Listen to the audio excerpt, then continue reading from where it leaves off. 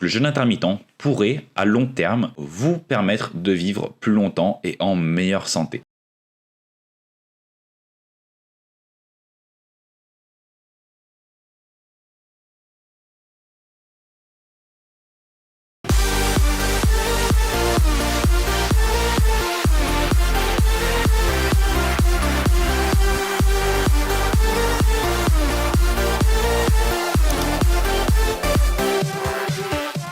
Salut tout le monde, j'espère que vous allez bien. Donc on se retrouve aujourd'hui pour une nouvelle vidéo sur la chaîne. Aujourd'hui, on va parler d'un sujet passionnant qui est le sujet du jeûne intermittent. Donc pour ceux qui ne savent pas, je pratique le jeûne intermittent depuis presque 2 ans maintenant, donc un peu plus de 2 ans sans avoir changé. J'ai déjà pratiqué le jeûne intermittent auparavant par petites périodes, mais je suis rapidement retourné vers un schéma d'alimentation traditionnel, donc c'est-à-dire 3-4 repas par jour. Mais depuis 2 ans, ça fait maintenant un peu plus de 2 ans que je suis adepte du jeûne intermittent, donc complètement, c'est-à-dire que je n'ai plus mangé de petit déjeuner depuis 2 ans. Donc aujourd'hui, je vais vous présenter qu'est-ce que le jeûne intermittent, donc la science derrière le jeûne intermittent, est-ce que c'est efficace, ses avantages, ses inconvénients, est-ce qu'on peut pratiquer la musculation ou le sport en faisant du jeûne intermittent et toutes mes astuces pour pouvoir réussir en pratiquant le jeûne intermittent. Installez-vous confortablement pour cette vidéo et puis on est parti. Tout d'abord, faisons une démystification du jeûne intermittent. Le jeûne intermittent en lui-même n'est pas seulement un régime, mais c'est plutôt un schéma alimentaire complexe qui alterne méticuleusement entre les fenêtres de repas et les périodes de jeûne. Le principe sous-jacent, optimiser notre santé et déverrouiller une multitude de bienfaits. En ce qui concerne les protocoles et les méthodes de jeûne, il y a différentes méthodes qui existent. Donc tout d'abord, nous avons la méthode 16-8. Cette approche implique un jeûne sur une période de 16 heures en réservant une fenêtre de 8 heures pour le repas. Donc c'est la méthode que je pratique personnellement. Ensuite, nous avons le régime 5-2. Donc dans cette stratégie, vous profitez de 5 jours de repas normaux entrecoupés de 2 jours de jeûne non consécutifs où la consommation de calories est notablement réduite. Ensuite, nous avons la méthode Eat Stop Eat. En adoptant cette méthode, vous vous engagerez dans des périodes de jeûne de 24 heures, soit 1 ou 2 fois par semaine. Donc c'est-à-dire que vous n'allez pas manger du tout 1 ou 2 fois par semaine. Quels sont les bienfaits étayés par la science du jeûne intermittent? Le cœur même du jeûne intermittent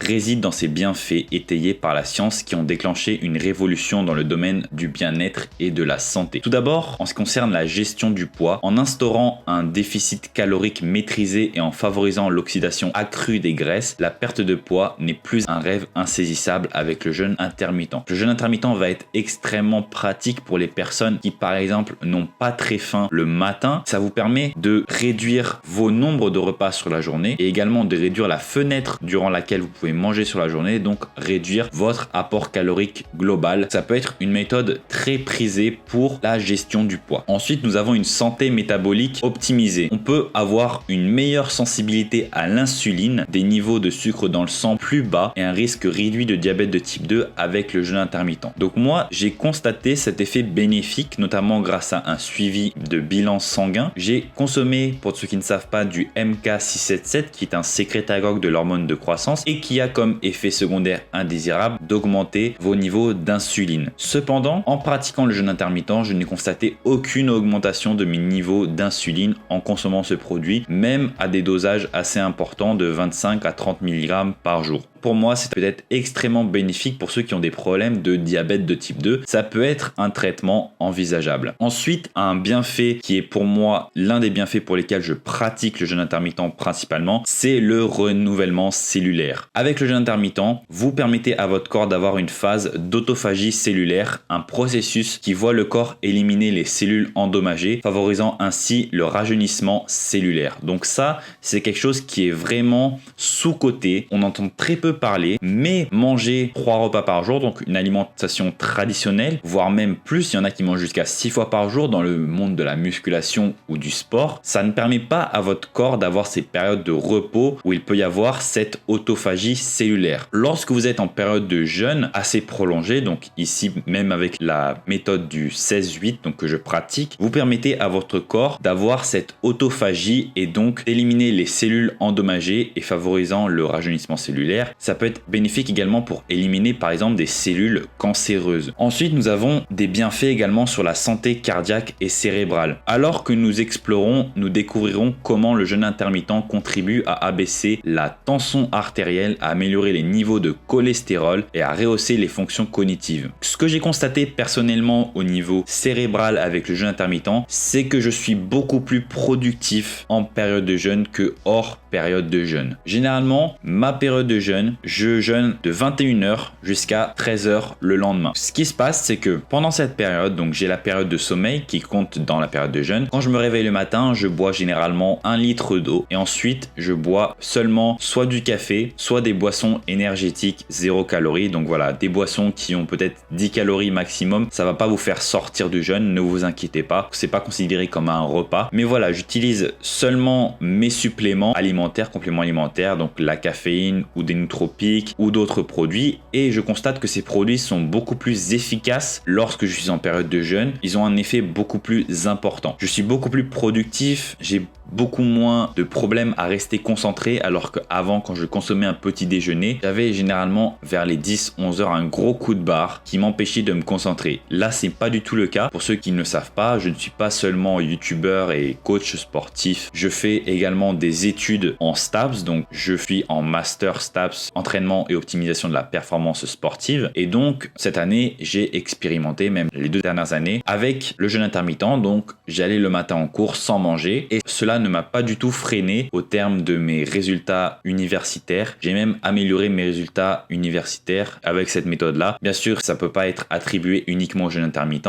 J'ai consommé des nootropiques. Également, je me suis plus concentré sur un travail efficace et moins sur la quantité de travail, mais plutôt sur la qualité de travail. Donc voilà. Mais en tout cas, ça ne m'a pas du tout freiné en ce qui concerne mes performances intellectuelles ou cognitives. Un autre point, un autre bienfait du jeûne intermittent, c'est son effet sur la longévité. Des études animales laissent entrevoir comment le jeûne intermittent pourrait déclencher des voies de longévité. En effet, lorsque vous êtes en période de jeûne, donc en période d'autophagie cellulaire, vous allez activer certains gènes qui sont des gènes qui vont promouvoir la longévité. Le jeûne intermittent pourrait, à long terme, vous permettre de vivre plus longtemps et en meilleure santé. Donc maintenant, on va passer à un autre segment de la vidéo qui est l'exercice et le jeûne intermittent. Donc, est-ce qu'il est possible de faire du sport pendant le jeûne intermittent? C'est une période que beaucoup de personnes me posent, soit dans mon entourage, soit à la salle de sport par exemple, même sur YouTube, sur le serveur Discord. Est-ce qu'on peut s'entraîner en faisant le jeûne intermittent, c'est-à-dire sans consommer de calories? Est-ce qu'on peut s'entraîner? Alors, oui, bien sûr qu'on peut s'entraîner et je dirais même que pour certaines pratiques sportives, le jeûne intermittent peut avoir d'excellents bénéfices sur la performance. Tout d'abord, mes conseils pour pratiquer l'exercice et le jeûne intermittent, ensuite je passerai aux bénéfices. Vous devez privilégier l'hydratation, c'est très important. Avant et après votre entraînement, veillez à être suffisamment hydraté. Donc le maintien de l'hydratation est essentiel pour maintenir des niveaux d'énergie conséquents. Moi, le matin,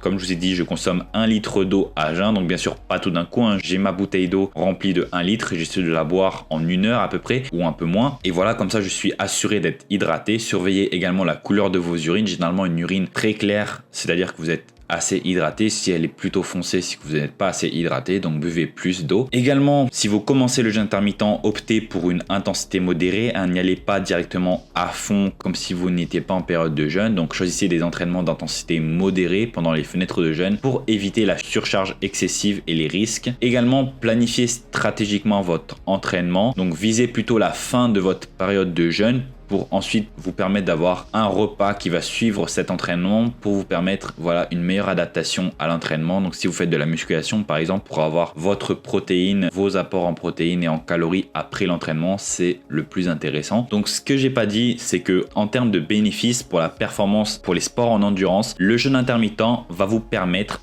d'entraîner votre corps à utiliser les lipides plus préférentiellement pour fournir de l'énergie. Donc ça peut être extrêmement bénéfique pour ceux qui sont sportifs en endurance. Pour la musculation, pas forcément, puisque généralement le substrat énergétique qui est utilisé, c'est le glycogène principalement. Mais voilà, en musculation, généralement, si vous avez fait un repas glucidique la veille assez important, vous allez avoir vos réserves de glycogène pleines au réveil et ça va pas vous empêcher d'avoir un entraînement productif, de ne pas avoir un repas pré-entraînement. Pour ceux qui ont peur de perdre de la masse musculaire ou qui veulent minimiser au maximum cet effet de catabolisme, je vous conseillerais de consommer des EAA ou des BCAA pendant cet entraînement de musculation. Donc voilà, ça va vous permettre d'apporter des acides aminés en substrat énergétique et empêcher l'utilisation de vos protéines musculaires comme substrat énergétique. Si vous avez des réserves de glycogène qui sont pleines de la veille et si vous avez des réserves de graisse assez importantes, il n'y aura pas de problème au niveau du catabolisme musculaire. Maintenant, on va parler des stratégies pour mettre en place le jeûne intermittent.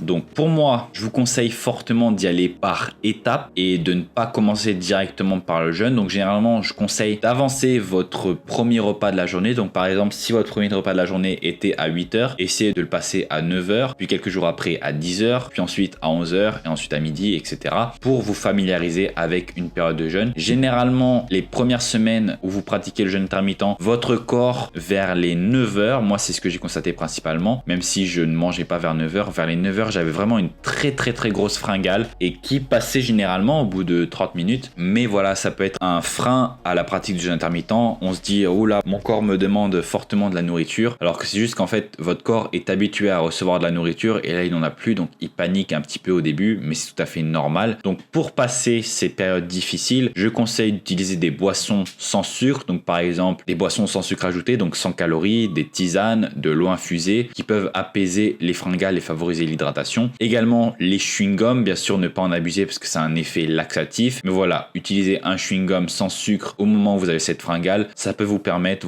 de passer ce moment difficile et réduire la tentation de grignoter sur d'autres mauvaises calories. Ensuite, je vais vous parler des conseils pratiques pour réussir. Donc comme je vous ai dit, premièrement, commencez progressivement en faisant des périodes assez courtes de jeûne. Donc par exemple, commencez par du 10-14 au lieu du 8-16 directement. Voilà, comme ça, vous permettez à votre corps de vous habituer progressivement à une période de jeûne de plus en plus longue. Maintenir une hydratation adéquate. Deuxièmement, bien sûr, buvez de l'eau, des tisanes ou même du café pendant vos périodes de jeûne pour maintenir vos niveaux d'hydratation. Les boissons énergisantes sans calories ou les sodas sans calories également peuvent passer pendant cette période de jeûne, bien sûr, mais je ne conseille pas fortement ces boissons prioritairement. Ensuite, adopter une alimentation nutritive. Donc ça va être extrêmement important les premières semaines d'avoir des aliments riches en nutriments pendant vos fenêtres de repas, en veillant à ce que votre corps reçoive la nourriture optimale dont il a besoin, puisque vous allez passer de 3-4 repas ou plus par jour à généralement 2 à 3 repas par jour avec le jeûne intermittent. Donc voilà, veillez à avoir des aliments nutritifs parce que vous allez sûrement réduire les calories les premières semaines parce que votre corps il va être toujours calé sur le rythme de 3 repas par jour. Donc en fait, vous allez juste sauter un repas et vous n'allez pas forcément compenser tout sur les autres repas. Donc voilà, veillez bien à avoir des aliments qualitatifs et nutritifs. Ensuite, écoutez votre corps. Si vous vous sentez vraiment mal pendant le jeûne, n'hésitez pas à ajuster votre plan ou à consulter un professionnel de la santé pour voir si c'est adapté à vous. Et cinquième point, ayez de la consistance et de la patience. La constance va être votre allié pendant ce voyage du jeûne intermittent. Soyez patient car voilà, ça va être des changements progressifs mais transformateurs qui vont vous permettre de vous adapter au jeûne intermittent au fil du temps. Donc voilà pour tous mes conseils. En ce qui concerne mon parcours personnel, j'ai commencé le jeûne intermittent il y a 2 ans. Je n'ai pas arrêté depuis 2 ans, mais j'avais déjà expérimenté un petit peu avant avec cette méthode d'alimentation. J'étais toujours intéressé par cette méthode d'alimentation au vu de ses bienfaits et aussi au vu du contrôle des calories et au niveau cognitif. Tout ce que ça m'a apporté, moi personnellement, je reviendrai plus du tout en arrière à un schéma d'alimentation classique. Je ne peux plus manger le matin, c'est impossible pour moi maintenant. Mon corps est totalement habitué au rythme du jeûne intermittent. Je me sens en meilleure santé, clairement. Avant le jeûne intermittent, j'avais beaucoup de problèmes digestifs, des douleurs intestinales, des problèmes de digestion. Et depuis que je suis passé au jeûne intermittent, j'ai considérablement réduit ces problèmes. Ça permet à mon corps d'avoir des périodes de jeûne où je ne surcharge pas mon système digestif. Également au niveau cognitif, comme je vous ai dit, c'est le jour et la nuit entre avant le jeûne intermittent et après. Également, il y a des effets bénéfiques sur la performance sportive en endurance avec cette utilisation préférentielle des lipides par votre corps au profit des glucides. Donc voilà, ça peut améliorer vos performances en endurance également. Également pour maintenir un physique assez sec toute l'année, c'est une méthode d'alimentation qui peut être complètement adaptée. Moi personnellement, j'utilise 2 repas par jour, midi et soir, peut-être des fois un snack entre les deux, mais 2 repas par jour et ça me permet d'avoir des repas consistants où je suis complètement rassasié, mais je ne pousse pas plus loin les calories, c'est-à-dire que je vais pas forcément prendre trop de gras. Donc quand je suis en prise de masse avec le jeûne intermittent, généralement je reste assez sec même en prise de masse. Donc voilà, ça me permet de maintenir un apport calorique assez réduit. Pour ceux qui ont tendance à trop manger, ça peut être un allié important, le jeûne intermittent, un allié bénéfique. Donc voilà pour ce qui est de ma vidéo sur le jeûne intermittent. Si vous avez aimé la vidéo, n'hésitez pas à liker les vidéos, à laisser un commentaire, ça aide toujours pour l'algorithme YouTube, à vous abonner à la chaîne et à activer la cloche des notifications pour ne manquer aucune des prochaines vidéos. Si vous avez n'importe quel type de question, n'hésitez pas à me la poser ci-dessous en commentaire ou alors allez directement sur mon Instagram qui va s'afficher à l'écran. Donc c'est Pierre-Gourdon. Je réponds à n'importe quel type de questions sans problème. Également sur mon Instagram, je propose un service de coaching 100% personnalisé. Donc si vous avez des besoins spécifiques à ce niveau-là, n'hésitez pas à me contacter. Également, n'hésitez pas à checker toutes mes sources en description pour vos besoins personnels. Et puis on se retrouve très vite. À bientôt sur la chaîne. Allez, salut les gars. Bye bye.